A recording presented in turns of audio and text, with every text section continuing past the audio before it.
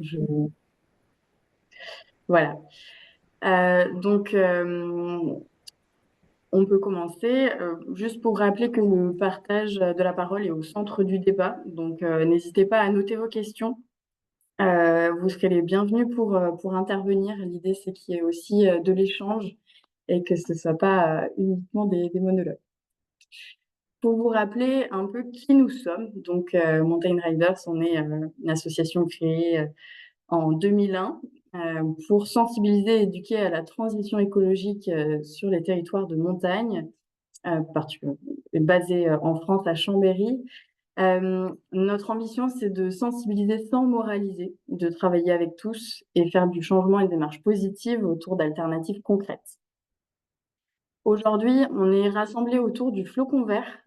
C'est donc une démarche labellisante qui est à la fois un label et une démarche de progrès et d'amélioration continue, avec pour objectif d'engager et de structurer la transition écologique des stations en impliquant l'ensemble des parties prenantes d'un territoire de montagne et de donner au grand public une vision claire des destinations touristiques de montagne qui s'engagent vers une transition. Aujourd'hui, on est réunis sur donc ce webinaire Flocon Vert qu'on réalise tous les 2 mois. Donc, on fera une petite pause en août, mais on se retrouve en septembre. Donc, c'est toujours un jeudi de 14h à 15h30. Donc, vous pouvez noter déjà les rendez-vous. Vous pouvez retrouver aussi les webinaires qui ont déjà eu lieu précédemment sur YouTube. Donc aujourd'hui, on va parler de mobilité. C'est un des critères du cahier des charges du Flocon Vert. Et donc aujourd'hui, on va commencer par un focus sur le cahier des charges justement qui nous concerne. On va laisser la parole ensuite à Antoine de Pau qui va recontextualiser les enjeux de la mobilité en montagne. Ensuite, on a Valentine Loquet qui va nous présenter aussi sur son territoire au sein de la PTV les enjeux et les actions qui sont mises en place. Ensuite, on fera une bascule vers la thématique de ce webinaire qui est la notion de plaidoyer. Et là, Antoine reviendra vers nous pour nous expliquer un peu plus en détail ce qu'il entend par là et comment on peut agir ensemble. Et on terminera par un temps d'échange pour voir qui souhaite s'engager dans cette démarche de plaidoyer. Donc aujourd'hui, on a ici présent Lucie Laurent qui va nous présenter le cahier des charges Flocon Vert, moi-même qui anime ce webinaire et qui est en charge de l'accompagnement collectif du Flocon Vert. Antoine Pin qui va prendre la parole par la suite et Valentine Loquet ici présente également. Bonjour Antoine. Juste pour vous chauffer un peu et vous mettre en action, j'aimerais que vous puissiez me citer dans un enjeu de la mobilité en montagne. Donc, n'hésitez pas à écrire dans le chat. On aimerait savoir pour vous ce qu'est la mobilité en montagne et quel enjeu quel enjeu est lié à la mobilité en montagne. Je vous laisse quelques secondes pour noter vos impressions et quelques mots.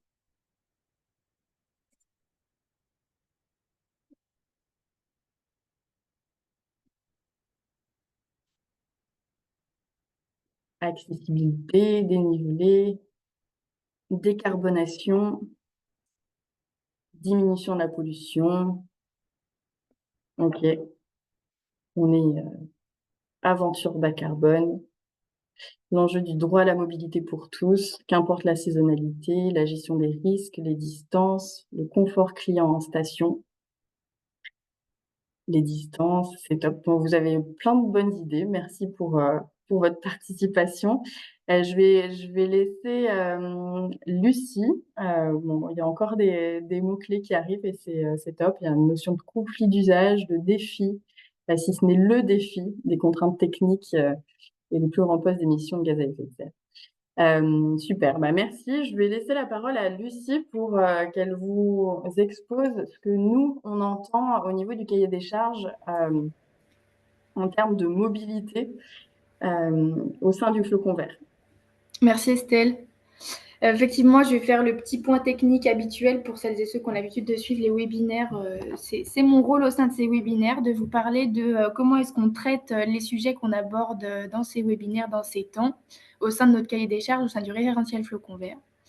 La question de la mobilité, par l'enjeu que c'est, la centralité que prend cet enjeu et par les questions de compétences et de gouvernance qui entourent la notion de mobilité et que vous commencez à citer d'ailleurs dans le chat quand vous a posé la question des enjeux que vous voyez autour de cette question sur la mobilité. Il y a de tels enjeux de gouvernance qu'on a placé cette thématique de la mobilité dans la famille qui s'intitule justement Gouvernance et résilience, dans laquelle on vient aussi voir de quelle stratégie de durabilité se dote le territoire, de quels outils, de quelles études et de quels moyens il se dote ensuite pour mettre en œuvre cette stratégie de durabilité et pour déployer un plan d'action. Et dans une telle stratégie, quand on parle de durabilité et quand on parle de transition écologique en montagne, évidemment, vous l'avez compris, vous le savez, la mobilité prend une place fondamentale. Et donc, c'est pour ça qu'elle se situe dans cette première famille. Un peu plus en détail, il y a 5 indicateurs qu'on vient étudier sur la question de la mobilité pour venir voir quel est le stade d'avancement des destinations avec lesquelles on travaille sur le sujet. Le premier indicateur qu'on vient voir, c'est celui du diagnostic et c'est souvent le système de pensée, la méthodologie qu'emploie le Flocon Vert. On vient d'abord voir comment est-ce que les territoires avec lesquels on travaille se dotent d'informations et d'outils pour avoir un constat de l'existant avant de chercher à améliorer cet existant. Et donc, le diagnostic, c'est la première étape, c'est l'étape fondamentale pour connaître le niveau d'utilisation des solutions de transport qui sont déjà mises en place, pour connaître les besoins, du coup, de la clientèle, des habitants, des visiteurs sur sur ces transports et ces différents modes de transport.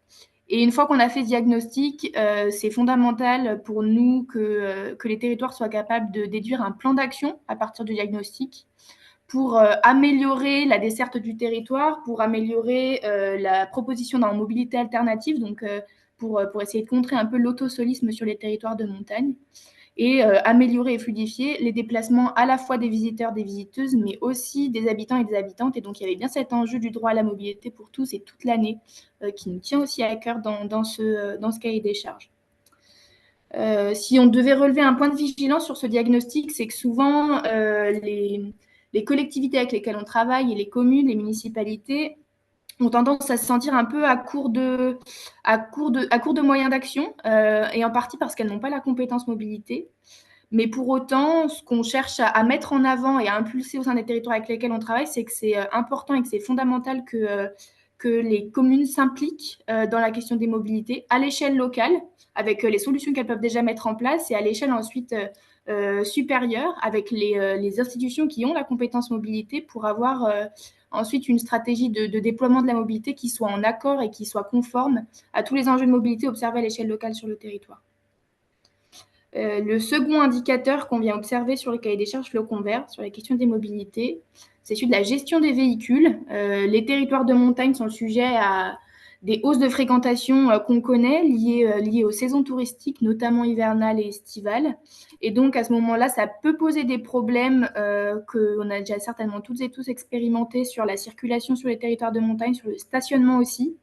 Et on vient voir comment est-ce que les destinations avec lesquelles on travaille cherchent à diminuer les impacts donc, de ces hausses de circulation, de ces stationnements, aussi de la vitesse de circulation sur le territoire, qui soit compatible avec des mobilités actives, avec la marche, avec le vélo. Et de plus en plus, avec le déploiement des véhicules électriques, on cherche aussi à voir s'il y a les moyens de recharger les véhicules électriques en station sur les territoires de montagne. Le troisième indicateur, c'est celui de l'accès à la destination. Et là, c'est un sujet fondamental. Au-delà de la gestion des véhicules sur le territoire, il y a comment est-ce qu'on arrive jusqu'au territoire. C'est la question des derniers kilomètres. C'est souvent le point bloquant, le point qui fait que finalement, on choisit de prendre la voiture et pas le train pour se rendre jusque dans les territoires de montagne. Et donc là, on cherche à évaluer s'il y a des transports en commun, oui ou non, qui permettent d'atteindre ce territoire de montagne. Est-ce que ces transports en commun, ils sont disponibles toute l'année? Est-ce qu'ils sont performants? Est-ce qu'ils sont à un cadencement qui est suffisant pour répondre à la demande? et aussi et surtout s'il y a donc une réflexion collective à l'échelle de la destination et plus largement sur la problématique de la mobilité, l'accès au territoire de montagne pour toutes et toute l'année. Je veux bien que tu passes à la slide suivante. Merci Estelle, c'est parfait. Les deux derniers indicateurs sont les déplacements sur le territoire, puisqu'une fois qu'on a accédé au territoire, il reste important de pouvoir passer un séjour sur un territoire de montagne sans sa voiture.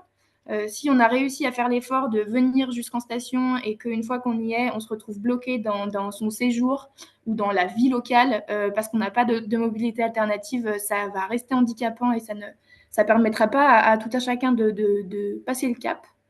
Donc, on vient voir si c'est possible de passer un séjour sans voiture sur les territoires. Pour ça, il y a plusieurs solutions à mettre en place qu'on voit sur énormément de territoires, hein. Aujourd'hui, c'est l'existence de navettes, c'est aussi l'existence de covoiturage, par exemple, mais d'autres opportunités, d'autres initiatives qui pourraient être mises en place, qui pourraient être davantage développées sur les territoires et qu'on encourage beaucoup les destinations expérimentées. C'est par exemple l'autopartage, c'est le déploiement des mobilités actives comme un sujet de mobilité au quotidien et pas uniquement comme un sujet de loisirs ou d'activités sportives. Et donc les mobilités actives, c'est le dernier indicateur du cahier des charges. Et sur cet indicateur, on vient voir comment est-ce que les territoires se dotent déjà de parcours sécurisés, à la fois pour le vélo, pour les voies cyclables, et pour les piétons, avec des cheminements piétons. S'il n'existe pas ces cheminements, on les encourage et c'est dans les attendus du cahier des charges qu'il y a un plan une planification pour étendre et créer de tels cheminements. Et puis aussi, ce qu'on les encourage à faire, c'est de venir bonifier les parcours existants ou de créer avec l'aide des usagers et usagères des cyclistes ou des piétons du quotidien ou qui viennent en séjour pour essayer un peu de bonifier, d'apporter plus de sécurité, d'apporter plus de confort et finalement chercher à mettre en avant ces modes de déplacement et tous leurs bénéfices plutôt qu'un autre. Et évidemment, dans les mobilités actives, il y a aussi, pour quelqu'un qui viendra en séjour, la possibilité de louer un vélo sur place et de ne pas venir avec son vélo, qu'on vient évaluer sur les territoires. Voilà pour le petit point technique cahier des charges. Je redonne la parole à Estelle. Merci. Merci Lucie. Maintenant qu'on a fait un point sur le cahier des charges, je vais laisser la parole à Antoine qui va nous préciser pourquoi ce que c'est les enjeux de la mobilité en montagne. Je te laisse la parole et partager ton écran. Avec plaisir. Bonjour à toutes et tous. Merci Estelle et Lucie pour le passage de parole. Je trouve ma présentation juste ici. Est-ce que donc vous voyez mon écran? Ouais, c'est tout bon. Un petit pouce en l'air. Ok, c'est bon. Super, merci.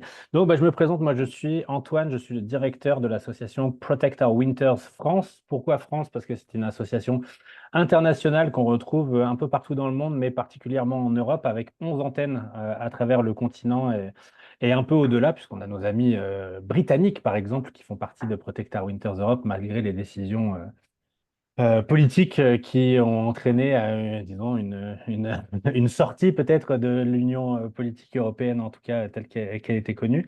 Et notre association a pour vocation de faire de la passion pour la pratique des activités de pleine nature, des sports de pleine nature, que ce soit en montagne en hiver ou ailleurs. On s'appelle Protect Our Winters parce que c'est un nom qu'on trouve cool, mais on est actif toute l'année. Faire de cette passion-là une porte d'entrée, un engagement climatique que l'on veut impactant et communicatif pour que ça ne soit pas simplement dans notre giron à nous qu'on arrive à faire bouger des choses, mais que cet engagement-là de cette communauté en particulier soit mis au service de la société en général. Et un des sujets qui nous anime, c'est celui des transports, de la mobilité, des mobilités, puisque je pense que avec ce qui vous a été présenté, ce que je vais vous partager aujourd'hui et également ce que Valentine vous transmettra par la suite, c'est bien des mobilités, des moyens de transport, du mouvement sur le territoire, de la capacité à se déplacer dont on parle ici. Avec une magnifique photo, vous voyez ici, de gens avec des skis aux pieds, mais des baskets également, parce que voilà, à un moment ou à un autre, les athlètes, pour pouvoir faire leur film, ils bougent toute l'année. Et une des choses qu'on essaie de faire, c'est d'aller à l'encontre un peu de l'imaginaire actuel des outils perçus comme étant les plus pratiques, comme étant les plus logiques pour se déplacer, essayer d'amener d'autres choses. J'ai 10 minutes, me semble-t-il, Estelle et Lucie, pour faire ce panel-là. Donc, je vais essayer d'être concis tout en ne vous mitraillant pas non plus des milliards de choses pour rester audible. Donc, on vous a préparé cette petite présentation qui va vous partager quelques chiffres qui, je pense, sont connus par les personnes dans l'assistance, mais c'est bien de remettre un peu le point dessus et de les contextualiser. Et que je vais essayer de mettre en lien avec bah là, les éléments du cahier des charges qui vous a été partagé et puis les réponses que vous faisiez dans le chat aussi. Donc pareil, euh, euh, c'est un exercice qui est très condensé quand même, auquel on assiste toutes et tous aujourd'hui. Donc n'hésitez surtout pas à poser des questions dans le chat. Je pourrai y répondre pendant les interventions des autres intervenantes par la suite et pendant également la séance de questions-réponses. Voilà. Donc, reprenons quelques chiffres.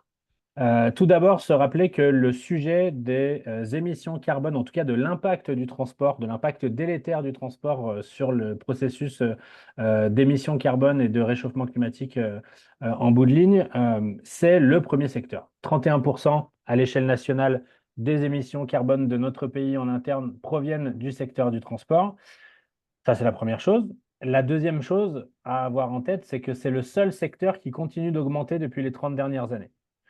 Tous les secteurs dans lesquels on mesure les émissions de gaz à effet de serre dans le giron des confins, des limites nationales de la France, sont en stabilisation, pour certains en baisse, et de plus en plus pour la baisse. En ce qui concerne le transport, c'est l'inverse. Ça continue, ça augmente et ça prend la première place. On parlera de quelques explications pourquoi. En montagne, et là je cite un chiffre qui provient de chez Mountain Riders, du travail que vous aviez fait avec la NMSM et l'ADEME, il y a 14 ans maintenant, non pas pour dire que c'était il y a trop longtemps, mais pour dire que en fait, c'est aussi difficile de financer ces études-là, de pouvoir aller à l'encontre parce qu'il y a tout un travail qui doit être mené. Et en fait, on sait que dans tous les cas, la situation ne s'est pas améliorée, mais les chiffres d'il y a 10 ans nous disaient qu'en moyenne, tels que mesurés dans 10 stations françaises, en moyenne, les émissions de gaz à effet de serre attribuées à l'exploitation d'une station étaient dues au transport au global. Dans ce 57%-là, avaient été catégorisées trois typologies d'émetteurs: les vacanciers étrangers, les vacanciers français et les locaux. Et ce qui est intéressant d'avoir en tête, c'est que la répartition de ces émissions-là est souvent un peu invisibilisée par le gros chiffre. Il faut avoir en tête que ce 57%-là se découpe selon ces trois catégories-là, comme suit. 44%, c'est les vacanciers étrangers, qui ne sont pas forcément les plus nombreux, mais qui mathématiquement viennent de plus loin ou avec des outils de mobilité qui sont plus impactants. En premier lieu, l'avion. Et on pourra revenir là-dessus aussi à ma prochaine slide.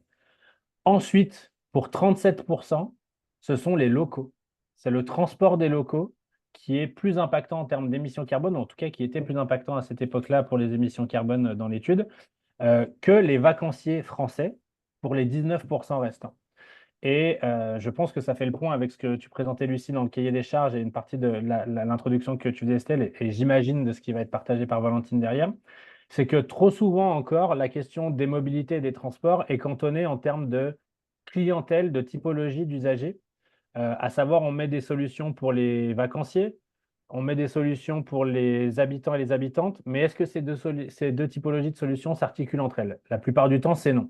Et vous savez vous-même sur vos territoires que certains services de transport ne sont opérants que pendant des périodes où les vacances sont effectives. On pense aux navettes de la région, on pense à ce genre de choses-là, qui créent d'ailleurs, dans certaines destinations et à certaines occasions, non pas du ressentiment, mais un certain questionnement. Comment ça se fait qu'il y ait plus de solutions de transport quand les touristes sont là que quand il n'y en a pas pour nous? On parle de toutes ces choses-là et c'est des questions qu'on va pouvoir aborder parce que tout n'est pas articulable et surtout, le périmétrage des solutions qui sont proposées par des territoires ne fait pas forcément écho à la réalité financière. On se souvient des territoires autour de Valseny qui partageaient la réalité de devoir financer des systèmes de transport qui peuvent absorber 50, 100 000 personnes tout en ayant la fiscalité de municipalités dans lesquelles il y a 2000 habitants. Donc les moyens et les besoins ne peuvent pas forcément être mis en face. Et le dernier chiffre qui est important d'avoir en tête, c'est que la part de la route, la quasi-totalité des émissions dans le secteur du transport, environ 94%, c'est pour le transport routier. Et ce qui est intéressant à avoir en tête, c'est que en termes de pollution de l'air, les poids lourds sont à peu près à équivalence de la voiture individuelle, mais en termes d'émissions carbone, on est à près de 80% de cette part-là de la route qui provient du transport par voiture individuelle. Donc on a à peu près bien cerné le problème. La voiture individuelle thermique, à l'heure actuelle, est un sujet qu'il va falloir adresser. Si vous voulez, en tout cas, la capacité à faire que votre clientèle se passe et vos habitants se passent de cette voiture thermique individuelle ou la rationalisent différemment est le sujet clé dans ces questions-là. Je me permets d'avancer pour qu'on puisse avoir des chiffres et des ordres de grandeur. À l'heure actuelle, la plupart des trains sont électriques en France. Il y a encore des locomotives diesel et ces locomotives diesel sont plutôt utilisées pour les services TER. Quoi qu'il en soit, il faut garder cet ordre de grandeur en tête. Le TGV par rapport à l'avion, c'est 100 fois moins d'émissions carbone. Par contre, dans le même temps, une étude de Greenpeace sortie l'année dernière nous montre qu'en France, pour des trajets comparables, le train coûte 2,6 fois plus cher que l'avion. Donc, on est dans une situation où il est très difficile pour vous, potentiellement en tant que destination, en tant que territoire, quand il s'agit de la clientèle, d'encourager votre clientèle à venir avec des moyens ferroviaires quand ils sont existants, parce que on part du principe que vous allez les encourager à devoir faire un geste qui coûte plus cher. Et dans le giron du tourisme, ça peut paraître difficile d'encourager les gens à dépenser plus dans leur panier tourisme, dans leur panier vacancier, pour venir chez vous, parce que potentiellement, c'est de l'argent qu'ils mettent en moins chez vos socioprofessionnels, chez les hôteliers, chez les restaurateurs, etc., etc. Donc, il va falloir qu'on adresse cette question-là. Comment est-ce qu'en tant qu'acteur du territoire, comment est-ce que destination, en tant que destination, on va pouvoir agir sur le fait qu'il faut, à terme, que le train coûte moins cher pour que vous puissiez l'encourager efficacement. Et on en reparlera sur la partie plaidoyer. À l'heure actuelle, 90% de l'énergie qui est utilisée pour se déplacer est du fait des énergies fossiles. C'est important à avoir en tête. Ça veut dire que ça vient compléter l'information que je vous disais tout à l'heure. Si on part du principe que la voiture thermique, c'est le problème, et si on part du principe que la voiture individuelle électrique, c'est la solution, on arrive à un problème, et qui est en lien avec ce que vous présentez, Lucie, sur les capacités à installer des bornes. Ça veut dire que si vous considérez que la façon dont vous allez pouvoir faire baisser les émissions de transport de vos vacanciers ou de vos habitants, c'est en remplaçant les voitures thermiques par électriques une pour une, ça veut dire qu'il faut que vous soyez capable d'alimenter 90% de l'énergie nécessaire qui était utilisée par les voitures par du pétrole pour de l'électricité. On se rappelle des séquences qu'il y a eu il y a 2 hivers sur le renouvellement des contrats d'électricité en lien avec l'Ukraine et les tensions que ça a pu créer. On se rappelle que l'approvisionnement et la construction, ça peut être compliqué. Et surtout, le sujet, il peut recouper ce que je vous disais tout à l'heure. Dans la problématique qui vous est mise en avant, on parle de voitures thermiques individuelles. Les mots thermique et individuel sont autant problématiques l'un que l'autre. À l'heure actuelle, en territoire de montagne, avoir des voitures thermiques mutualisées, c'est potentiellement plus intéressant, en tout cas plus activable que vouloir avoir des véhicules individuels électriques. Et je ne sais pas si je suis clair dans ce que je présente à ce niveau-là, mais ça veut dire que vouloir remplacer chaque voiture thermique par une voiture électrique, ce n'est pas forcément aussi plus efficace que vouloir faire que chaque voiture thermique soit remplie le plus possible, le plus souvent possible. Et je vois ton micro, Estelle, qui s'allume, me disant que j'arrive bientôt à la fin de mon temps. Donc, je Vas-y, vais vas-y. engager rapidement, simplement pour vous redonner dans ces choses-là que ça concerne tout le monde. La mobilité, c'est notre premier poste individuel. Donc, pour parcourir le chemin vers de la sobriété individuelle, il va falloir qu'on puisse adresser ces questions de mobilité. Et très rapidement, pour embrayer avec la suite, et comme ça, je te laisse le micro totalement, Estelle, et je mixe mes deux parties, mes deux premières parties en une seule. Notre travail, nous, dans ce cadre-là, il porte sur 2 volets. Porter la voix de la communauté outdoor en faveur du climat dans le débat démocratique, donc pouvoir faire peser la voix des gens qui nous accompagnent sur les entités, sur les institutions, auprès des organismes qui gèrent ces questions-là, et soutenir et encourager un changement vers une mobilité 100% bas carbone, certes à destination de la montagne, mais aussi au quotidien, parce que nous, on est persuadés que ce que les gens vivent chez vous quand il s'agit des vacanciers, que ce que les gens vivent chez vous est tellement impactant qu'ils le ramènent chez eux et que s'ils ont vécu une expérience gratifiante de mobilité active, par exemple en vélo, ils seront inspirés à le faire dans leur quotidien pour aller au travail, par exemple. Donc, on crée des nouveaux imaginaires avec des films et vous avez peut-être pu en diffuser dans différentes tournées et on peut clairement les mettre à disposition. Il ne faut pas hésiter à nous contacter là-dessus. On met à disposition des outils qui permettent de vivre ces choses d'une meilleure façon. Et d'ailleurs, vous voyez ici notre portail mobilité qui s'appelle powmobility.com, qui vous rappellera certains outils que vous avez peut-être dans vos destinations, puisque c'est l'outil Antidote qui nous a été mis à disposition, à la différence de tout le monde qui l'utilise partout en France. c'est que nous, notre algorithme ne comporte pas l'avion. Il n'y a aucun trajet en avion qui sera affiché sur cet outil-là. Et très clairement, on peut vous montrer pourquoi vous pourriez faire le passage à ce modèle-là aussi, parce que les recherches avions sur les outils antidotes, ce sont anecdotiques. Il y a très peu de personnes qui recherchent ça. Ça se compte sur les doigts de la main véritablement.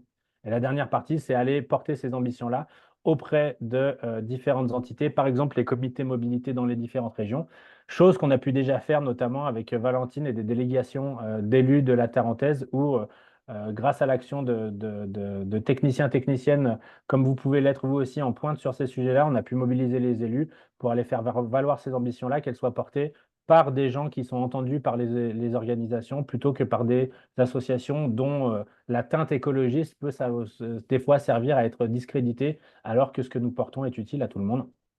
Pour le reste, j'enchaînerai dans les questions et le plaidoyer, en espérant avoir été clair, concis et audible. Bah, parfait, merci beaucoup Antoine. Pile dans le timing et on te redonnera la parole juste après, donc tu auras l'occasion de développer un peu plus cette partie plaidoyer. Je vais passer la parole à Valentine qui va pouvoir nous présenter ce qui est fait au niveau du territoire du pays de Vanoise tarentaise. Est-ce que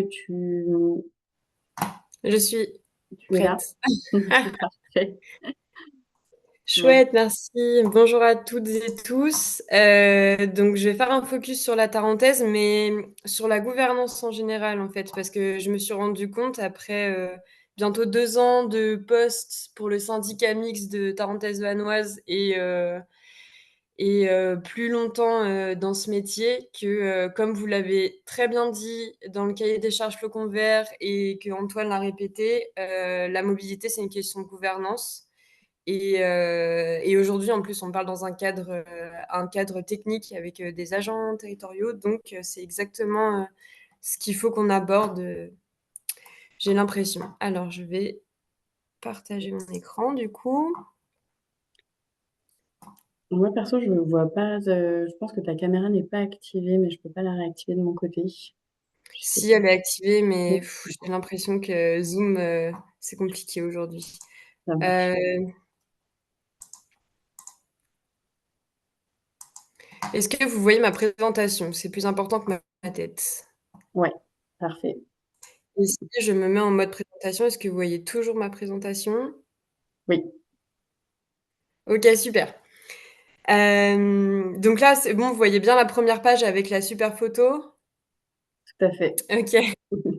Donc juste pour introduire, j'ai choisi cette photo parce qu'on n'en est pas à notre première action, à réaliser ensemble, entre Protect Our Winters France et Mountain Riders. Là, on était sur, un événement ramassage des déchets, dans le cadre de la labellisation Flocon Vert de la destination, de la Plagne.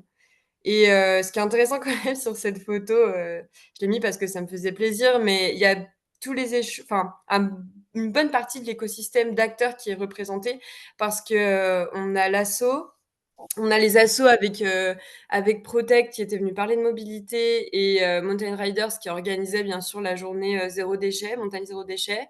On a l'office de tourisme et le syndicat intercommunal de la Grande Plagne et les communes de M et de la Plaine Tarentaise et aussi d'autres acteurs associatifs. Donc voilà, c'était vraiment très, très représentatif de ce qu'il est possible de faire et de ce que j'ai envie de vous partager aujourd'hui, c'est-à-dire qu'il y a une bonne répartition des tâches en fait, parce qu'il y a beaucoup de choses à faire en mobilité et que ce qui est chouette, c'est que tout le monde a sa compétence et son action et que ce qui manque simplement parfois, c'est de la coordination entre nous. Et donc moi, c'est Valentine. Je pense que je connais presque tout le monde, mais voilà, je suis en poste depuis bientôt 2 ans pour le syndicat mixte de Tarentaise-Vanoise, qui est donc un syndicat mixte de SCOT, qui porte le SCOT de groupement des 5 communautés de communes de Tarentaise. Et c'est 30 communes, dont 16 sont des communes support de station. Alors moi aussi, je fais mon petit récap mobilité. Il y a beaucoup de choses qui ont été dites du coup sur les chiffres. Mais je me rends compte que ça fait longtemps, dans les présentations que je fais, que j'ai pas parlé des modes. Du coup, j'ai refait un petit schéma récap. Entre parenthèses, même chose que pour Antoine, si vous avez des questions, allez-y dans le chat, levez la main, intervenez, ouvrez vos micros, il y a aucun souci. Du coup, voilà, j'ai refait un petit schéma récap. Quand même, c'est important de se rappeler que faire de la transition des mobilités, tous les modes et toutes les solutions ne se valent pas. Donc toutes les actions, évidemment, sont bonnes à prendre, mais il faut quand même rappeler, en termes d'émissions et carbone et de polluants atmosphériques et aussi une nuisance qu'on oublie souvent, c'est celle du bruit, donc de pollution sonore. Les modes actifs sont bien la mobilité la moins impactante et paradoxalement, la mobilité qui a le moins de visibilité dans les programmes de l'État. Parce qu'aujourd'hui, entre la COP, donc la conférence des parties, à laquelle vous avez sûrement pu assister dans cette déclinaison régionale et départementale, les petites réunions qu'on a pu avoir, et dans les plans de transport nationaux, notamment le plan national covoiturage, on a beaucoup de visibilité qui concerne le covoiturage et la mobilité électrique. On a des formations gratuites pour la mobilité électrique. On a beaucoup, beaucoup, beaucoup moins de visibilité pour les formations sur les politiques cyclables, les politiques marchables, la piétonisation, etc. Donc c'est pour ça que c'est important aujourd'hui de remettre un peu sur le devant de la scène ces sujets-là, parce que comme le directeur du CEREMA a pu le dire,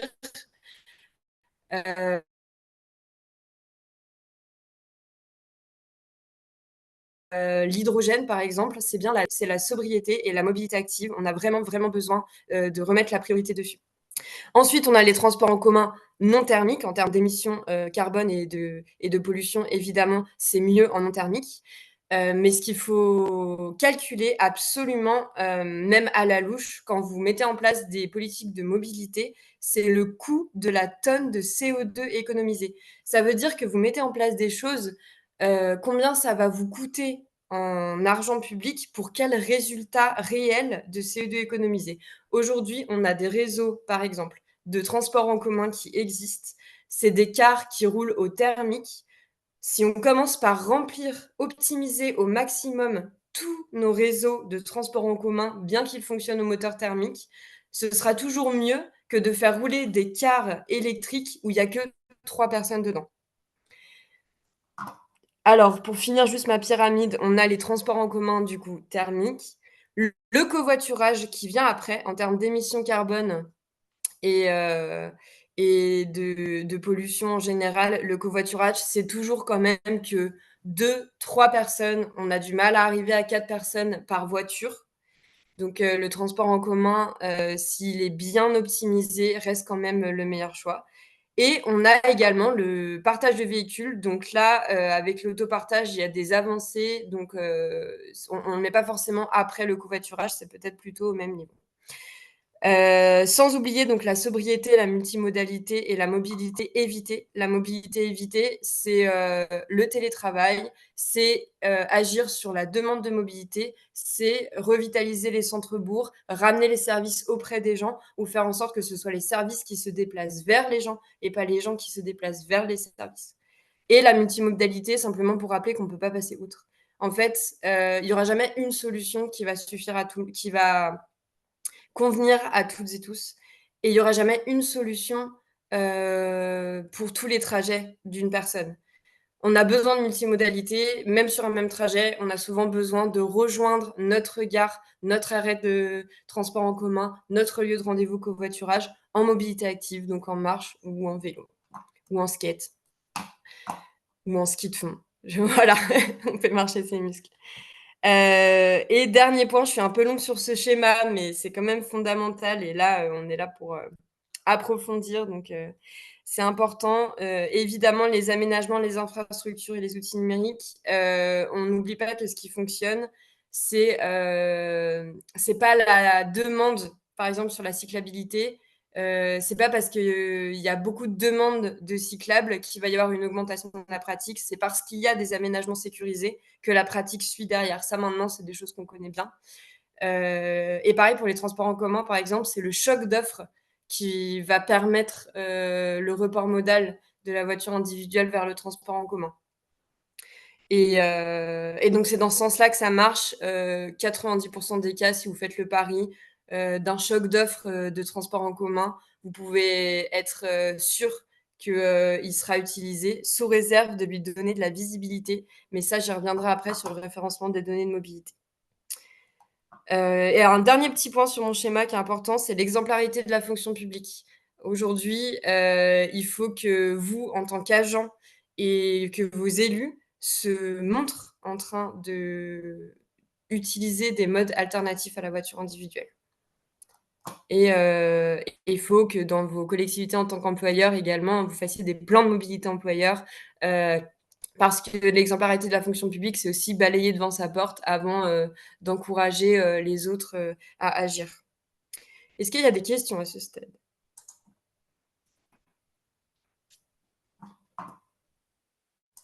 Je regarde un petit peu le chat. Ok, alors je poursuis. J'aime pas trop être dans mon monologue comme ça, mais j'espère que vous vous endormez pas. T'inquiète, on te suit. Merci. Un deuxième petit schéma que j'ai l'habitude de montrer, c'est quand j'interviens pour faire donc des plans de mobilité employeur, c'est-à-dire dans les entreprises ou les collectivités employeurs qui se soucient de comment leurs collaborateurs et collaboratrices viennent au travail. Et au début, quand on vous a posé la question, c'est quoi les enjeux de mobilité en montagne, il y a plein de choses qui sont sorties, mais il y a donc l'attractivité, l'environnement, bien sûr, mais il y a des enjeux qui sont importants et qui aussi souvent manquent de visibilité. C'est quand même la sécurité. Aujourd'hui, l'accidentalité en voiture est quand même invisibilisée ou du moins banalisée.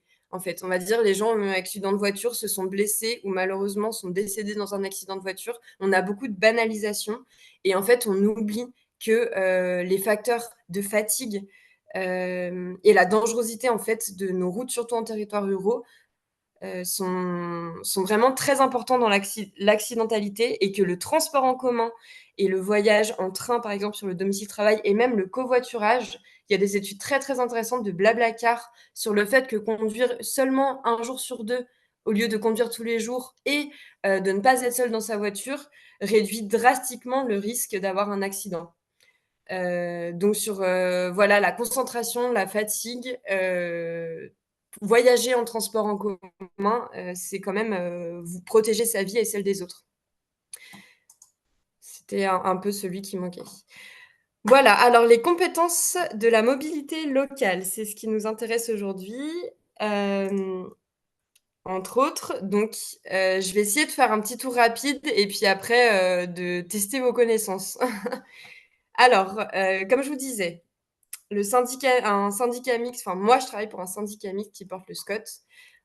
Depuis la loi d'orientation des mobilités en 2019, il y a eu cette idée de réorganiser en fait la compétence mobilité. Ça a plus ou moins bien fonctionné aujourd'hui, mais en tout cas l'idée c'était de refaire un découpage administratif qui suivait la logique des flux de mobilité des personnes. Donc, la LOM a divisé, la loi d'orientation des mobilités, le territoire en bassins de mobilité et souvent, il épouse les limites administratives des syndicats mixtes de SCOT.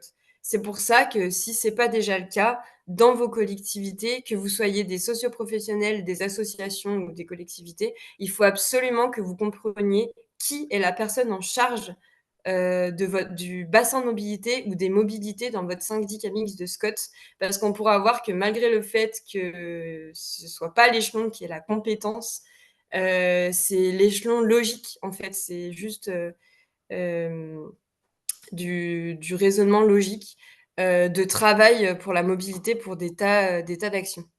Et il ne faut vraiment pas l'oublier. Donc ça, voilà, c'est mon échelle de travail.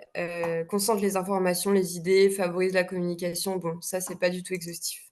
Ensuite, on a la région. Donc moi, j'ai pris la région Auvergne-Rhône-Alpes parce que c'est la mienne, qui est autorité organisatrice des mobilités locales. C'est pour ça qu'il y a un petit L.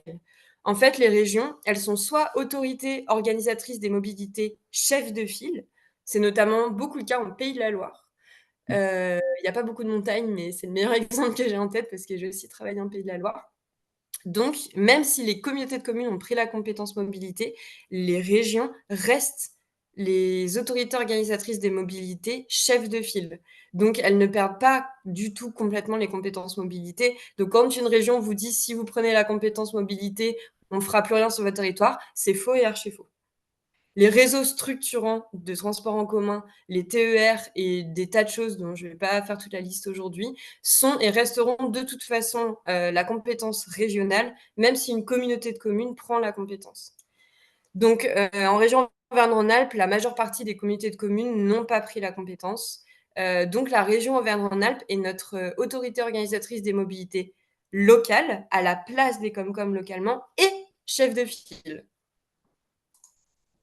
Ensuite, on a les Comcom, donc je viens d'en parler, et tous les autres acteurs qui font pleinement partie de l'écosystème de la transition des mobilités, les communes, les socioprofessionnels et les associations. Donc, la région et les Comcom coopèrent pour organiser la mobilité locale. En tant que communauté de communes, vous devez avoir une convention depuis 2019 avec votre région, que vous ayez la compétence ou non, qui stipule de qui fait quoi pour la transition des mobilités. Si vous n'avez pas cette convention signée par les deux parties, vous pouvez vous rapprocher de votre région pour la demander. C'est la première étape et c'est censé être fait depuis plus de 5 ans maintenant. La région, aujourd'hui, a un autre type de convention. C'est ce que je vous disais, c'est pour ça que je l'ai relié à mon syndicat mixte de Scott. C'est par rapport au bassin de mobilité. Donc là, ça devient un peu du jargon technique, mais sachez qu'on est obligé, en fait, d'avoir un cadre, disons qu'un cadre légal, juridique et de compétences existe et pour pouvoir agir, il vaut mieux qu'on rentre dans ce cadre, parce qu'après, les choses sont notées noir sur blanc et surtout on respecte la loi et on peut s'appuyer sur la loi pour mettre en place des choses et savoir bien qui fait quoi et qui paye quoi, ce qui, ça, en général, peut beaucoup vous intéresser. Donc, les régions, en tant qu'autorité organisatrice des mobilités locales et chefs de file, doivent conventionner avec leur bassin de mobilité. Cette convention, ça s'appelle le contrat opérationnel des mobilités. Aujourd'hui, la région Auvergne-Rhône-Alpes n'a pas encore réalisé de contrat opérationnel de mobilité. Elle doit commencer à les faire en septembre. Donc, j'espère qu'elle viendra vite vers vous pour ce faire.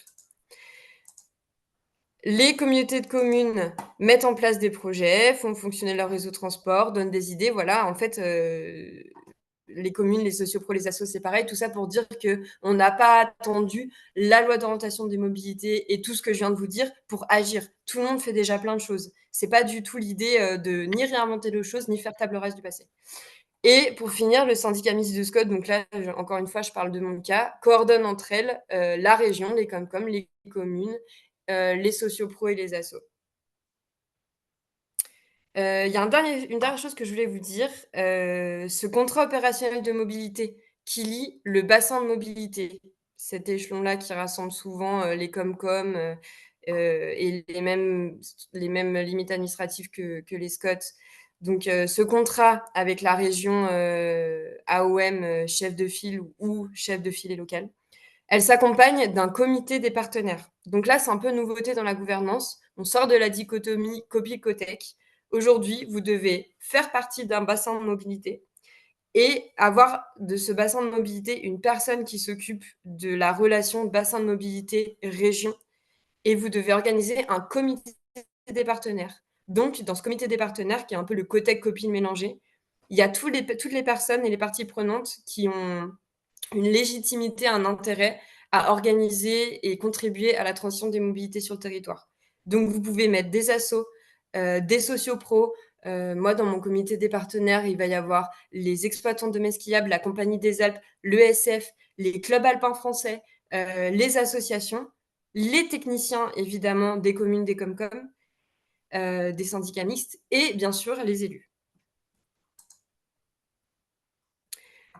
For a Champion, c'est le moment de participer. Alors, La première personne qui répond a gagné. Donc, vous pouvez ouvrir vos micros, faire une cacophonie, on s'en fiche. La question, c'est de relier les compétences que vous voyez donc en petit, en violet, avec l'entité qui a du coup cette compétence. Donc, j'espère que vous êtes chaud bouillant. C'est parti. Qui parmi associations ou État et ou commune et ou syndicat mixte et ou Comcom et ou région et ou socio-professionnel a la compétence de la mobilité active? Waouh. Allez, il faut jouer, il faut jouer. La commune. La commune, d'autres idées? La Comcom. Ouais, La région. Les associations. les associations. Plusieurs réponses possibles, hein. Bon, la Les mobilité régions? active. Pardon? Les régions? Les régions, ouais. Secteur mobilité? Alors, les régions ont pas vrai. Enfin, oui, les régions, en fait, ont toutes les compétences à partir du moment, comme je vous disais, où elles sont AOM, soit locales et chefs de file, soit chefs de file. Maintenant, la mobilité active, c'est un peu du ressort de toutes et tous, peu de l'État en réalité. Et ce qu'on va voir par la suite, c'est que les associations, évidemment, on pense à la FUB, on pense à 1 kilomètre à pied, ont beaucoup joué de rôle dans la mobilité active. Et il y a un détail dont je parlais ce matin justement avec Antoine, c'est que par rapport à la cyclabilité, c'est quand même bien souvent une structure que j'ai pas mis là, qui sont les conseils départementaux, qui ont une compétence sur vos schémas cyclables parce que les discontinuités cyclables concernent 90% du temps des routes départementales. Alors, on rejoue. Qui a la compétence du ferroviaire? Vous pouvez étayer vos réponses si vous voulez. État. La Oui, région? État. La région pour les TER? la région pour les TER et l'État pour Les Pour trains les de nuit. TGV? TGV et les trains de nuit. Ouais. Le fret? TGV, train de nuit, Intercité? Intercité et autre chose Le fret? hors matériel. Le fret. Le fret, ouais. Mais je pensais Les à autre trains chose. européens? Voilà, c'est Le- pas. Bah oui, c'est l'État en partie, mais oui. Mais l'État a une autre compétence sur le ferroviaire qui est fondamentale. les péages les rails, quoi. Ouais, c'est ça, le réseau, exactement. Les rails, le réseau ferré, c'est l'État. Le matériel roulant régional, c'est la région. Donc ça veut dire que si on parle de doubler des voies de croisement ou de doubler des rails, ce ne sera pas la région qui sera responsable. En revanche, si on parle d'ajouter des trains, des TER, d'améliorer le matériel roulant et d'améliorer le cadencement, ce sera bien la région qui s'occupe, comme l'indique son nom, des trains express régionaux. Par rapport au cadencement, ça va être peut-être aussi en fonction des cadencements des TGV. Je pense aux grosses gares où on a du TER et du TGV. Est-ce qu'il n'y a pas quand même. Il faut Ah oui, trouver. oui, bien sûr. Ouais. Oui, bien sûr. Et il y a une troisième chose dans le ferroviaire, c'est les gares. En fait, les gares, aujourd'hui à la SNCF, c'est le service Gare et Connexion. Du coup, c'est encore une entité à part qui n'est pas le réseau ferré, qui n'est pas les TGV et qui n'est pas le réseau régional. Donc ça, c'est une entité à part d'État, mais cadencement national, priorité de flux pour les régions. Merci beaucoup pour cette précision. Petite info bonus par rapport au ferroviaire. J'ai noté tout à l'heure qu'Antoine parlait de la difficulté, en effet, de faire des études. Et ce que je voulais vous dire, c'est que vous pouvez vous former sur un tas de sujets. Ça me rappelait le fait que le CEREMA organise des formations qui sont vraiment de qualité. Et le 19 septembre prochain, vous pouvez le noter dans vos agendas, le CEREMA organise en présentiel à Lyon une journée complète de formation sur l'offre ferroviaire en général et tout son fonctionnement. Qui fait quoi, pourquoi la SNCF, c'est moitié privé, moitié public. La SNCF, c'est Gare et Connexions d'un côté, Réseau ferré de l'autre, les cadencements, les compétences, etc. Donc 19 septembre prochain, c'est ouvert à tous les agents des collectivités. Vraiment, inscrivez-vous parce que ce type de formation, ça peut vraiment, vraiment vous éclairer sur des tas de choses, même si nous, on ne peut pas agir directement sur l'offre ferroviaire et ça, on le verra après.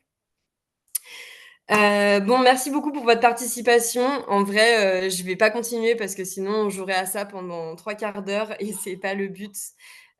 Du coup, je vous donne un peu mes réponses, surtout qu'en vrai, le jeu fait que, un petit peu tout le monde a un petit peu toutes les compétences. Donc, c'était pas forcément super parlant, mais c'était la meilleure introduction, j'ai trouvé, pour pouvoir vous parler de tout ça. Je vous pose quand même une dernière question. Vous pouvez répondre spontanément en ouvrant vos micros. Est-ce que vous pouvez me dire, ou alors en levant la main si vous voulez, dans l'icône lever la main, pour qui c'était parfaitement clair, qui faisait quoi en compétences mobilité et depuis la LOM et vous pouvez être un pouce vers le bas pour qui c'était vraiment complètement flou. Pouce vers le bas pour moi. Je sais pas si tout le monde a Alors, je vois pas vos réactions. Ouais. Ok, je vois des pouces vers le bas. Ouais, Jordan, c'était clair, forcément. Ok, donc la répartition des compétences, quand même, c'est intéressant de voir que c'est pas clair parce que toutes les personnes ici sont directement concernées, que ce soit en collectivité, office de tourisme, exploitant de domaine skiable ou association. Et aujourd'hui, comme je vous disais, si on n'a pas connaissance du cadre dans lequel on peut évoluer pour mettre en place la transition, on pédale pas mal dans la semoule. Et c'est pas du tout un reproche, hein. Des fois, je me demande si c'est pas sciemment orchestré, mais comme par hasard, on n'est particulièrement pas au courant de l'organisation d'une compétence qui est pourtant fondamentale, étant donné que c'est notre premier poste d'émission en France. Du coup, j'avais bientôt arrêté avec ce cours magistral sur la compétence. C'est un petit peu barbant, mais encore une fois, il faut absolument passer par là. Et encore une fois, vous avez des formations, des webinaires et des comptes rendus de webinaires qui sont très, très, très, très, très bien faits du CEREMA sur la compétence mobilité depuis la loi d'orientation des mobilités. Et ça veut aussi dire qu'il y a des gens qui sont responsables de la transition des mobilités à des échelons qui, en général, sont bien au-dessus de l'échelon comme commune, destination, et qu'il faut vraiment que vous identifiez qui c'est. Qui est votre référent mobilité dans le syndicat mixte? Qui est votre référent mobilité régional pour votre secteur départemental? La région, elle met des référents mobilité au niveau technique et au niveau élu pour chaque département. Et qui est votre référent chargé mobilité, votre service mobilité dans votre région? Il faut que vous identifiez ces gens. Parce que si on ne communique pas avec ces gens, on ne pourra pas vraiment, vraiment pas avancer. Donc, c'est très complexe. Mais il y a beaucoup de choses à faire sans la compétence. C'est ça qui est intéressant. En effet, là, je vous ai remis que les communes peuvent faire beaucoup de choses en termes de mobilité active. Les ComCom peuvent faire beaucoup de choses en termes de covoiturage spontané, c'est l'autostop avec des panneaux à messages variables, planifier l'autopartage, etc. Ce qui est important à savoir aussi, c'est que pour les communes, vous pouvez vous baser sur votre compétence voirie pour créer des choses dont on a cruellement besoin et qui sont de l'ordre du choc d'offres et qui va vraiment pousser les gens à changer de mode de transport. Ce sont les aménagements voiries, donc que sont les aires et arrêts de covoiturage. Donc, dédier des places de parking réservées au covoiturage, dédier, dès que vous avez du foncier disponible, en sortie de bourg, des espaces pour faire des parkings relais au covoiturage, y installer des stationnements sécurisés pour le vélo pour que, comme je vous disais avant, la multimodalité, on ne fera jamais sans multimodalité et intermodalité, les gens puissent rejoindre leur covoiturage en vélo ou en voiture, donc en pouvant en pouvant stationner leur voiture facilement pour pouvoir covoiturer ensuite. Et le covoiturage spontané, donc je sais qu'il y a parmi les participants à ce webinaire quelqu'un d'Ecov. Donc on a des systèmes avec des panneaux à messages variables qui indiquent la destination à laquelle on veut se rendre, où on peut faire de l'autostop en dessous, ce qui donne de la légitimité et de la visibilité à la pratique du stop. Donc ça, pareil, sur la compétence voirie, la commune toute seule peut la mettre en place. Il ne faut pas hésiter à le faire. Maintenant, parler, évidemment, en tant que commune, asso, destination, à vos Comcom et en tant que Comcom, à vos syndicats mixtes, encore une fois. Parce que le bassin de mobilité, c'est l'échelon logique pour mettre en place des choses. Et que ce soit pour des réseaux de lignes d'autostop, covoiturage spontané, des réseaux de covoiturage planifié, comme nous, on a fait avec Blablacar Daily à l'échelle de la Savoie entière, des réseaux d'autopartage, ce sera pratiquement jamais pertinent de le réaliser à l'échelle d'une commune ou d'une destination. Les gens bougent, en fait, tout le monde bouge.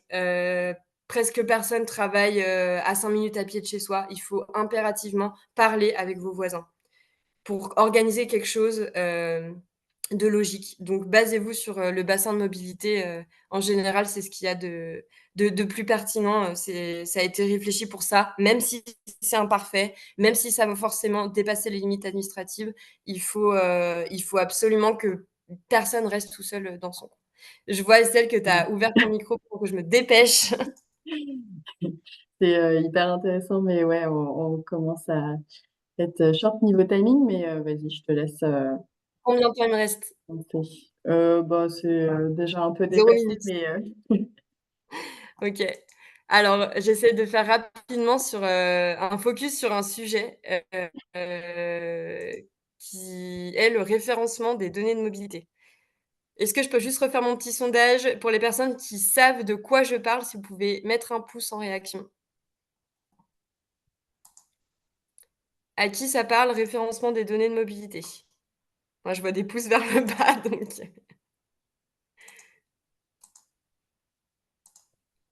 Ok, ça n'a pas l'air de parler à beaucoup de gens. Alors, ça, dans l'équipe de il existe une loi et des obligations légales et personne ne le sait, on est vraiment dans le top du top. Donc, depuis notre fameuse loi sur l'orientation des mobilités et depuis la loi pour une république numérique, qui ont date respectivement de 2019 et 2017, donc ça fait un moment quand même, toute structure, que ce soit une collectivité ou que ce soit un acteur privé qui organise du transport public, est obligé de référencer les données, c'est-à-dire les arrêts géolocalisés et les horaires de cette ligne de transport public sur une base de données nationale qui s'appelle Transport Data Gouv. Pourquoi? Parce que, comme en parlait Antoine tout à l'heure, quand vous allez faire des projets de masse, donc par exemple Go Savoie Mont Blanc, Go Tignes, les Saisies Express, Tic Tac Trip, voilà. Si vos transports en commun, les horaires et les arrêts ne sont pas référencés sur la base de données, ils n'apparaîtront jamais dans l'outil de recherche d'itinéraire. Et ça vaut aussi pour Google Maps. Et là, ce que je vous propose aujourd'hui, de toute façon, je vous ferai passer ma présentation comme ça, vous pourrez approfondir davantage et puis je resterai disponible pour vos questions. Mais en gros, aujourd'hui, on a ces imbitables fiches horaires qui sont d'une complexité sans nom. C'est le mieux qu'on puisse faire. C'est vraiment pas pour critiquer le travail des gens. Mais honnêtement, quand vous recherchez votre itinéraire aujourd'hui, qu'est-ce que vous utilisez? Je vous pose la question. Google Vous Maps. devez aller d'un point bas. Voilà. Donc avant, on avait de magnifiques outils comme ça, les indicateurs d'itinéraire dans les métros à Paris, qui sont vraiment très intelligemment construits. Mais en fait, aujourd'hui, l'outil le plus utilisé en absolu, c'est Google Maps.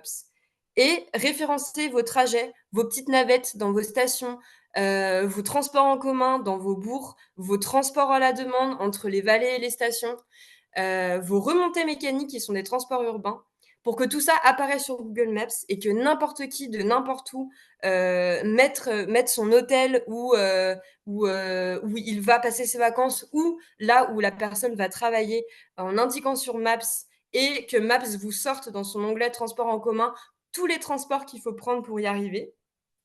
c'est magique, c'est gratuit. La seule chose qu'il faut faire, impérativement, c'est référencer vos données sur la base, de données, nationale transport DataGouv. J'ai pas le temps, de faire du focus sur le reste. Je suis désolée, j'ai décidé d'approfondir cette histoire de gouvernance. Ça veut dire qu'il y a plein d'autres choses à évoquer. L'étalement des séjours, pareil, on en parlera une autre fois. Mais j'espère que j'ai pu, attiser votre curiosité, sur ces éléments. Je voudrais quand même finir sur cette slide-là. C'est que, on a beaucoup parlé du coup de cette histoire de compétences mobilité. Beaucoup de choses sont entre les mains de la région et de l'État en termes d'impact, parce qu'aujourd'hui, à la COP, on nous dit, qu'il faut faire une feuille de route mobilité, pour, réduire notre impact carbone et qu'on nous parle et nous assène surtout de la mobilité électrique. On a quand même envie de répondre que si on commençait par remettre les trains de nuit au moins là où ils ont existé pour permettre, aux quelques 450 000 touristes qui arrivent à peu près tous le premier samedi des vacances en parenthèse, d'arriver en train de nuit, ne serait-ce que pour un tiers de ces voyageurs, ce serait déjà largement impactant par rapport à ce qu'on nous demande de faire nous. Donc, je suis bien d'accord qu'il n'y a pas beaucoup de choses qui sont entre nos mains, qui sont impactantes comme ça, mais on a quand même, ne serait-ce que j'ai pris l'échelle la plus locale possible, qui est l'échelle commune, des choses qui sont particulièrement intéressantes à faire et qui sont pour la plupart du temps gratuites.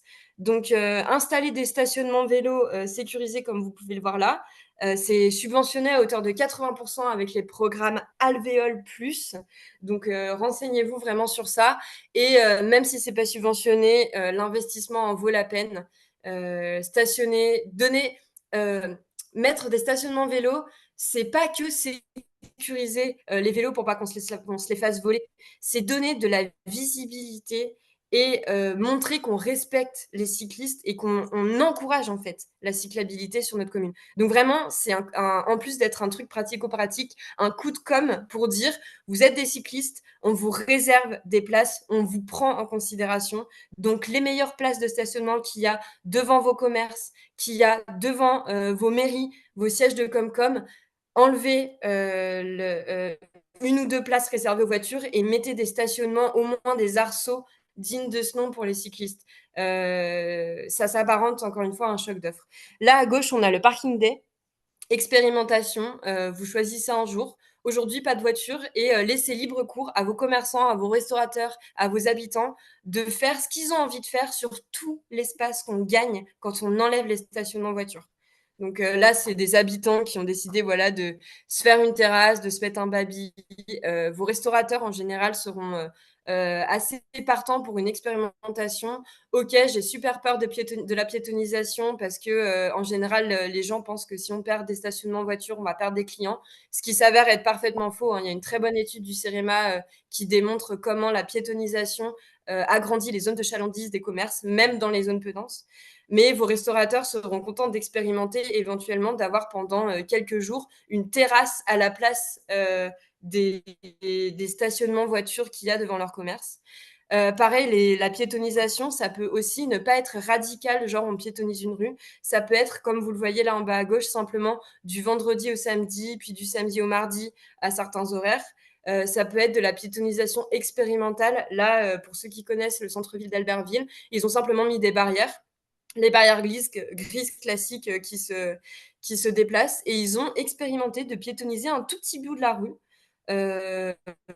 Voilà, donc quelques jours dans l'été, un petit bout de la rue, pour voir en fait comment les gens, les commerces apprécient ça. Donc vous pouvez aussi faire passer cette piétonisation par de l'expérimentation et voir ensuite comment la pérenniser.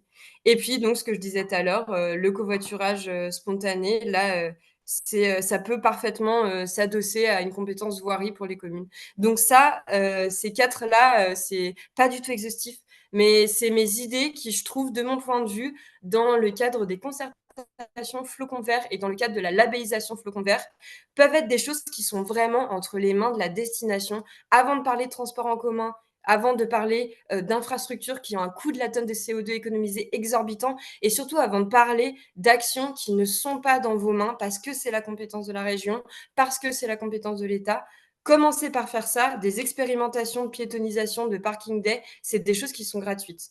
Et pour le référencement des mobilités, écrivez-moi, je vous explique plus en détail, parce que là, on n'a pas le temps, mais peut-être qu'on reviendra ensemble dessus sur un autre webinaire avec Mountain Riders.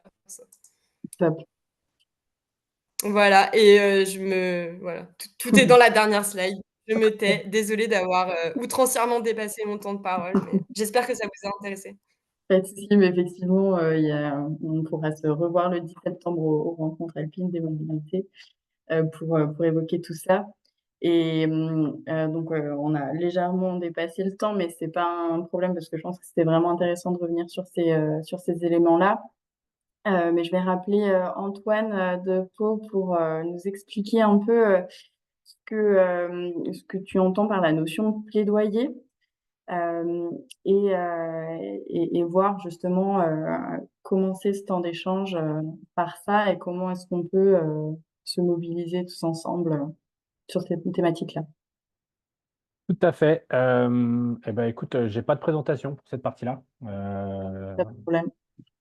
Et puis comme ça, j'ai pas de trop de slides qui vont m'embarquer dans des discours beaucoup trop enthousiastes comme fait ça. Mais merci encore pour tout ça aussi, Valentine. Donc, je pense qu'avec le paysage qu'on vous a dressé et que vous connaissez, dans lequel vous opérez, il devient indéniable que la limite, ou en tout cas les capacités que vous avez à disposition pour adresser un sujet qui vous tient à cœur, vu le nombre de participants et participantes qu'on a aujourd'hui, peut se retrouver très limité. Avec ce que Valentine vient de vous partager, et puis quelques éléments que moi j'avais en tête, et en s'ancrant dans le cahier des charges flocon vert sur la partie mobilité, bien sûr, vous avez du travail devant vous. Nous avons toutes et tous du travail devant nous pour tout ce qui concerne le transport, la capacité à se mouvoir de façon décarbonée dans les confins des limites communales, voire de communautés de communes.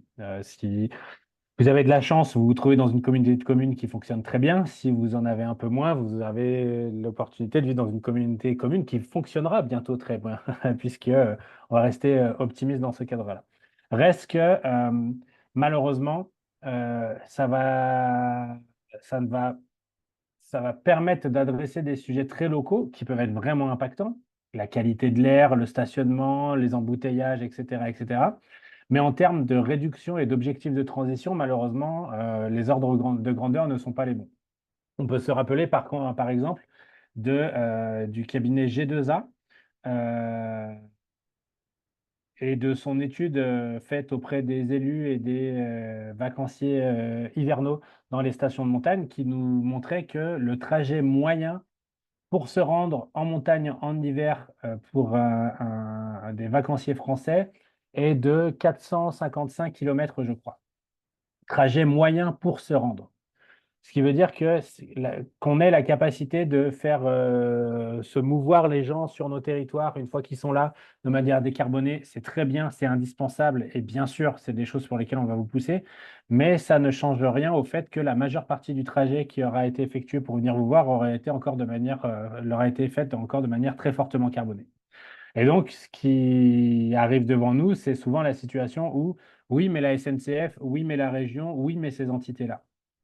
Bien sûr qu'il n'est pas efficace qu'on aille chacun, chacune, de notre côté, aller adresser ces personnes-là. Et c'est là où vient le sujet du plaidoyer, c'est là où vient le sujet de l'action collective. Et c'est une des choses que nous, on souhaite porter dans nos interactions avec Mountain Riders notamment, et dans le cadre du Flocon Vert.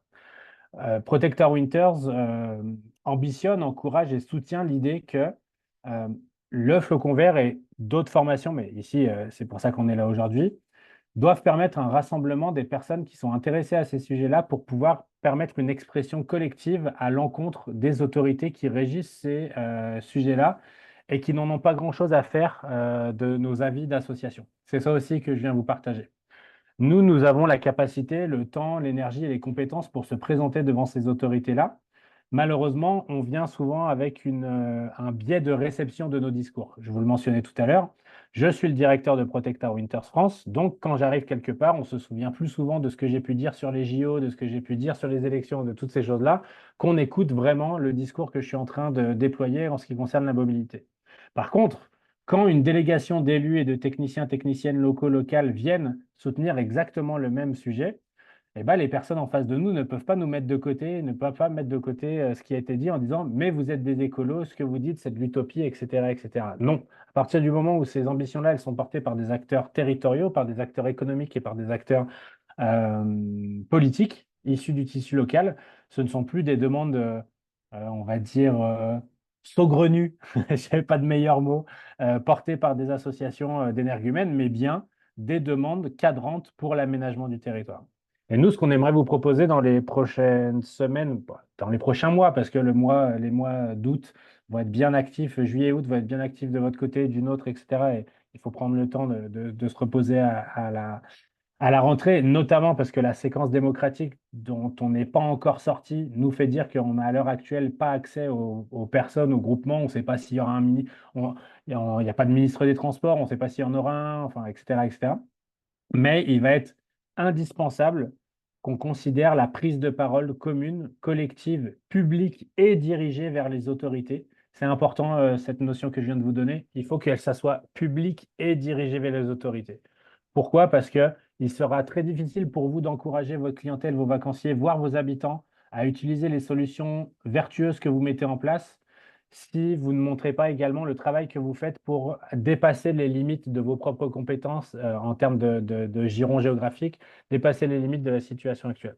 Donc nous, ce qu'on vous propose avec Mountain Riders et toutes les personnes qui le souhaiteront, c'est de créer un appel, une tribune, non pas une pétition, mais des demandes de rencontres avec les autorités, d'abord peut-être régionales, puis nationales, voire les deux, voire européennes, puisque nous, on a accès aux députés européens également avec le travail qu'on fait à l'échelle européenne, pour pouvoir faire entendre vos ambitions et voir des élus s'engager sur les sujets qui sont les vôtres. On vient d'obtenir des nouveaux députés par cette campagne législative express et surprise. C'est l'heure, dans les 6 prochains mois, de les mettre face à vos ambitions, de les mettre face à vos demandes pour les voir défendre les sujets qui sont les vôtres. Peut-être appartenez-vous aussi à d'autres entités qui sont en capacité d'aller intégrer ou en tout cas d'aller interagir avec ces entités-là. Je pense à la NMSM, je pense à l'ANEM, je pense à l'AEM, bref, tous les groupements qui vous permettent de peser. Et c'est vers ça que je terminerai cette prise de parole pour rester dans le timing et permettre des questions. Nous, ce qu'on vous propose, c'est de faire pression. Non pas de faire pression dans le but d'agresser, non pas de faire pression dans le but de bloquer les gens, mais de faire pression dans le sens premier du terme, à savoir avoir du poids. Que chaque demande que vous faites, elle ait le poids de toutes les destinations, que chaque demande que vous faites, elle ait le poids de tous les réseaux auxquels vous appartenez. Et on pense que ce réseau du Flocon Vert, avec sa technicité, avec son cahier des charges, avec sa capacité à représenter un territoire vaste, à rassembler élus, techniciens, professionnels et acteurs économiques des territoires, c'est le moyen pour faire une pression qu'on ne peut pas mettre de côté parce qu'elle ne sera pas portée avec une couleur politique ou une couleur militante, mais elle sera portée par une couleur territoriale qui demande les moyens de pouvoir faire son travail correctement, à savoir continuer d'accueillir des gens dans des territoires d'exception, mais pouvoir le faire avec les moyens les plus respectueux de l'environnement et ceux qui permettent à toutes et tous de se déplacer dans nos territoires sans se rendre coupables de leur dégradation par le biais des émissions carbone. Voilà, en espérant que ça soit clair et pas trop grandiloquent. Merci beaucoup Antoine pour ce partage. Est-ce que ça génère des réactions parmi les personnes qui sont connectées? Oui. Valentine? Oui, je voulais juste appuyer encore ce que dit Antoine et sur disons, pour faire converger ce que vient de vous dire Antoine et ce que je disais tout à l'heure et ce que je viens d'écrire dans le chat. Par exemple, pour discuter avec donc comme disait Antoine, avec la direction des mobilités régionales, jusqu'à maintenant, on avait 2 fenêtres de tir qui étaient donc les COMOB, Comité de mobilité région. Bon là, le territoire régional est divisé en zone, on ne sait pas trop pourquoi, telle logique, mais bref, par exemple, nous, en Tarentaise, notre zone, c'est Alpes du Nord. Sult, c'est le sud des Alpes du Nord, voilà. C'est l'étoile ferroviaire de Chambéry, l'étoile ferroviaire de Grenoble. Et en effet, tout ça pour vous dire que quand on y va et qu'en fait, on se rend compte que c'est 2 après-midi de concertation avec des gros guillemets, dans l'année, et qu'en fait, n'y sont représentés que pratiquement la SNCF, les associations d'usagers et la région elle-même. Ça s'appelle plus trop une concertation avec les territoires locaux. Donc, en vous demandant qui est votre référent mobilité, bassin de mob, qui est votre référent mobilité au niveau de la région pour votre département, vous allez pouvoir demander à participer à ces comités techniques, ces comités mobilité, parce que c'est la fenêtre que en fait, les services mobilité de la région nous ont donnée pour qu'on puisse s'exprimer et il faut absolument les exploiter à fond et comme disait Antoine, qu'il n'y ait pas que des associations pour représenter nos intérêts à tous, notamment en tant que collectivité, parce que pour parler des dysfonctionnements de votre ligne TER sur votre territoire, par exemple, c'est le lieu. Voilà, donc c'est des réunions qui sont très longues, et qui sont très rares, mais c'est essentiel d'y participer, voilà. Parce qu'apparemment, on oublie de nous inviter, donc posez la question et vraiment allez-y, c'est ultra important de participer à ces choses-là. On est dispo avec Antoine pour répondre à vos questions si vous voyez pas bien de quoi on parle. Merci Valentine. Est-ce qu'il y a d'autres réactions parmi les personnes qui sont connectées? Moi, du coup, j'aurais voulu savoir un peu concrètement quels seraient les objectifs de ce plaidoyer-là et vers qui vous souhaitez réellement vous adresser par ce plaidoyer. Enfin, comment est-ce qu'on s'organise pour justement faire entendre la voix d'une mobilité plus raisonnée, plus douce, avec des infrastructures qui correspondent aux besoins. C'est à nous que tu poses la question, Estelle, ou Ouais, c'est à ton audience? bah, c'est plutôt à vous, mais Alors, moi, je peux partager des exemples, mais forcément, nos ambitions, elles sont infinies, puisque ce pourquoi moi, je m'engage et je milite, c'est le fait que la mobilité décarbonée soit un droit et non plus un engagement personnel. On peut considérer le fait que l'État soit garant de la capacité de ses citoyens à se déplacer partout sur le territoire pour pouvoir avoir accès à un travail, pour pouvoir accès à de la culture, pour avoir accès à de la santé, des services et toutes ces choses-là, ne pas être le seul fait de l'engagement personnel, mais bien un droit auquel on a accès en tant que citoyen qui participe pleinement à cette société. Mais ça, on ne peut pas trop l'écrire dans une lettre unique. C'est pas plusieurs étapes.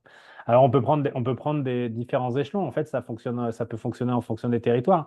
Par exemple, dans la vallée de l'Arve, il y a quelques mois, on a vu un député réélu à l'heure actuelle qui a fait signer par une trentaine de maires de son territoire un appel au gouvernement pour pouvoir revoir du train de nuit sur une ligne qui en connaissait historiquement. Il y avait une grande séquence qui a eu lieu et dans différents territoires, c'était quelque chose de présent. Et en fait, ce qui est intéressant, c'est que le progrès, c'est un retour en arrière finalement dans ce cadre-là. Donc, ça peut être des sujets. La question, elle est de se poser. Nous, on ne veut pas vous imposer les sujets. Des sujets, on en a plein. Et l'idée, elle est de faire émerger la capacité à vous doter des outils dont vous pensez avoir besoin pour faire votre métier tel que vous voulez le faire vivre dans le futur. Et avec ce qu'on vous a partagé aujourd'hui, et avec ce qui me paraît être une compréhension très cohérente de votre part sur ces sujets-là, bah, pour pouvoir décarboner votre activité, que ce soit en hiver ou en été, il faut que vous ayez les moyens de faire venir les gens directement. Donc, il y a plusieurs outils.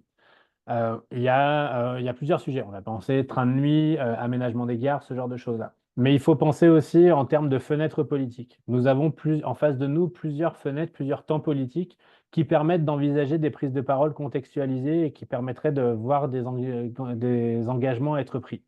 Je vous le mentionnais, nous sommes encore les deux pieds bien dedans, une séquence politique majeure dans notre pays qui remet en cause beaucoup de choses dans les institutions, ce qui veut dire que à la sortie de l'été, on devrait avoir un nouveau gouvernement, on l'espère, hein, bien sûr, on devrait avoir des nouveaux ministres annoncés, des nouvelles ministres annoncées, etc., etc. Donc ça peut être l'occasion de le faire savoir, notamment parce que se trouvent sur vos territoires des opérateurs de remontée mécanique, par exemple, ou peut-être en êtes-vous ici aussi, dont le ministère de tutelle, c'est le ministère des Transports. Une remontée mécanique, c'est un moyen de transport et c'est régi par le ministère des Transports. Un forfait de ski, finalement, c'est un titre de transport. Donc ce biais-là, c'est une entrée qui peut être intéressante et on peut aller chercher. Ça, c'est la première temporalité. La deuxième temporalité, en tout cas pour les Alpes, parce qu'on a peut-être des territoires, ne connaissant pas tous les noms présents dans le chat aujourd'hui, on a peut-être des territoires qui sont extra-alpins et grand bien vous fait. D'ailleurs, la montagne française ne se résume bien sûr pas à ce qui se passe dans les Alpes, mais dans les Alpes, à l'horizon 2030, on a un projet assez énorme qui nous est annoncé, qui pourrait être l'occasion de prise de parole quant aux attentes et aux ambitions des territoires qui seront hôtes ou des territoires qui seront traversés par les flux qui seront créés par cet événement majeur, d'avoir une politique transport ambitieuse d'ici à 2030, donc dans 5 ans et demi maintenant, à l'heure où on se parle. Donc, nous, ce qu'on veut, encore une fois, pour répondre à ta question, Estelle, des sujets, il peut y en avoir plein. L'aménagement des trains, la cyclabilité, des plans de covoiturage tels qu'il existe en Savoie, les voir être développés dans tous les départements de montagne, etc., etc. On peut vous en conseiller, on peut en pousser, on ne va bien sûr pas en imposer, mais on veut surtout faire émerger ces choses-là dans des séquences publiques qui vont pouvoir permettre l'émergence et la capacité à prendre des engagements. Et encore une fois, par exemple, avec l'horizon 2030 en tête, tout n'a pas besoin d'être terminé en 2030, mais peut être impulsé dans le cadre de 2030. On n'aura peut-être pas de dédoublement de voies de là à l'heure où on se parle qui seront prêtes pour 2030, mais peut-être que les chantiers auront pu être validés. On n'aura peut-être pas de politique de cyclabilité à ce moment-là, mais les chantiers peuvent être initiés. Donc vraiment, là, ce qu'on vous propose, c'est de considérer qu'il faut prendre le temps de réfléchir à ces choses-là en ayant une conscience aiguë que la saisonnalité de vos emplois, de votre travail, fait que les périodes de calme où il peut y avoir de la réflexion, elles sont relativement réduites et elles sont à des périodes un peu décalées. On pense au printemps, on pense à l'automne, etc. Mais dans tous les cas, on fait face à des séquences dans lesquelles votre voix nos voix, mais votre voix, vos demandes vont pouvoir être entendues et la capacité à faire pression, encore une fois, dans le sens de peser sur les décisions, peser sur les aménagements, peser sur les périodes de travaux. Et je finirai sur cet exemple-là pour vous repartager ce que disait Valentine sur ces... Allez, elles durent un peu longtemps, ces réunions mobilité dans les régions, mais qu'est-ce qu'elles sont fun et engageantes. Voilà. Par Il y avait exemple, du budget la dernière fois, hein. voilà, C'était c'est 4 ça. heures de réunion non-stop, mais ils avaient acheté des gâteaux, donc Voilà, donc venez pour les gâteaux si vous ne venez pas pour autre chose, mais blague à part,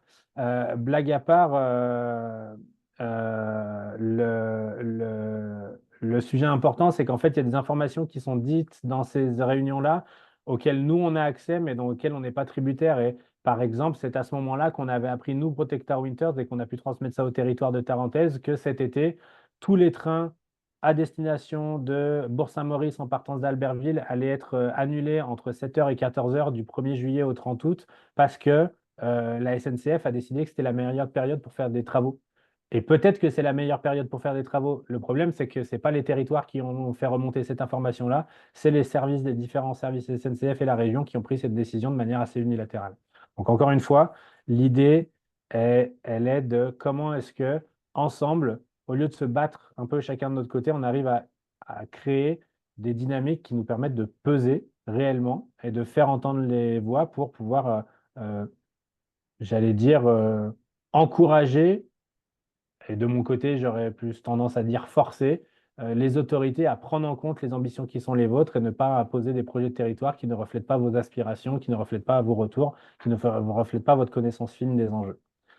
Et Frédéric, vous avez posé une question dans le chat qu'il m'est Oui, difficile de répondre dans les 5 minutes qui nous restent ici. Mais en effet, c'est une très bonne question de savoir euh, qu'est-ce qu'on est capable de mettre en place dans ce laps de temps, qu'est-ce qui doit être effectif sans bloquer la suite, etc., etc.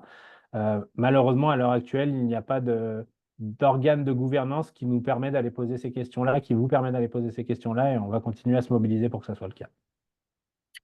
Parce que, Désolé de ne pas pardon. pouvoir aller plus en longueur sur ce sujet-là, mais au plaisir d'un prochain webinaire. Ouais.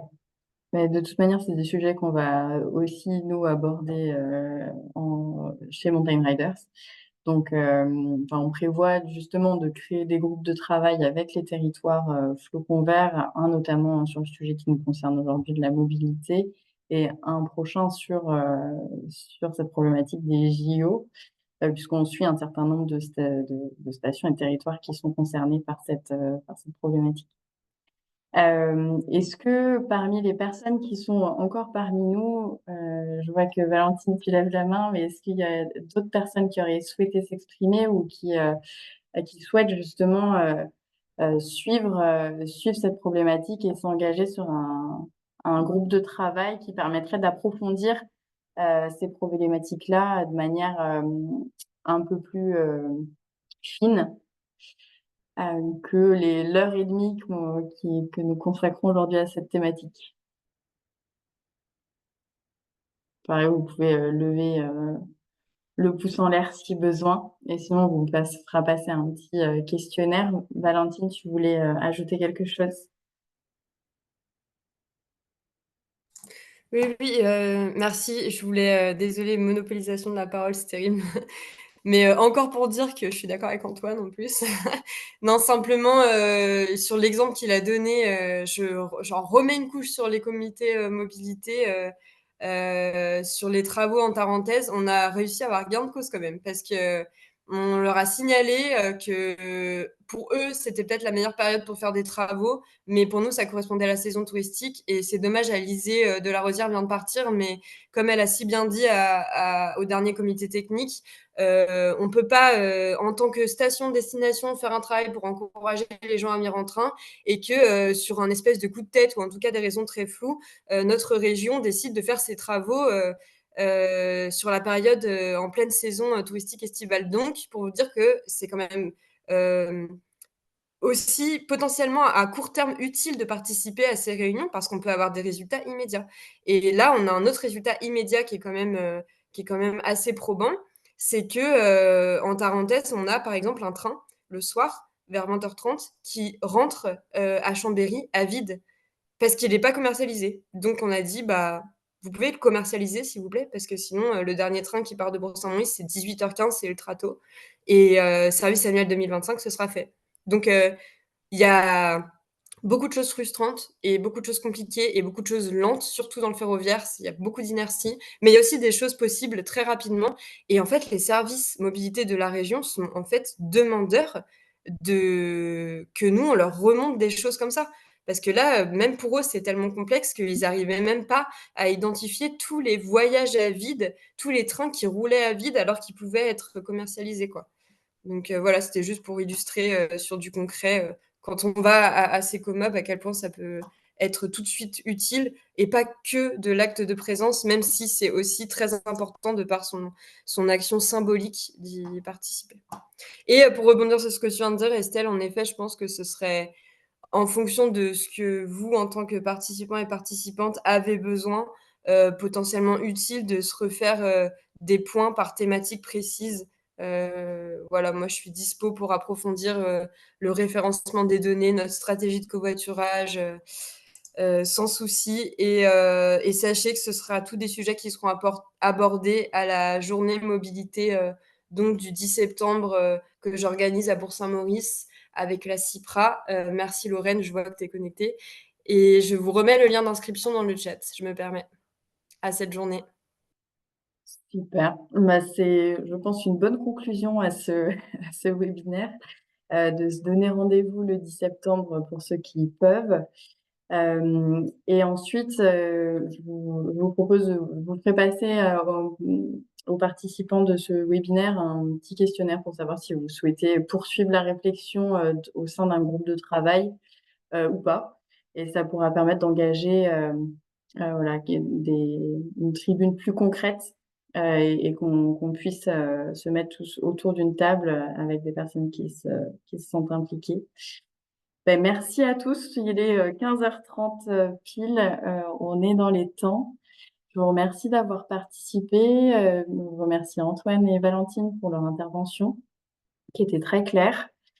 Et donc, on se retrouve pour un prochain webinaire sur la thématique de la résilience en septembre et peut-être avant en montagne. Bonne fin de journée à tous et à très vite. Merci, au revoir.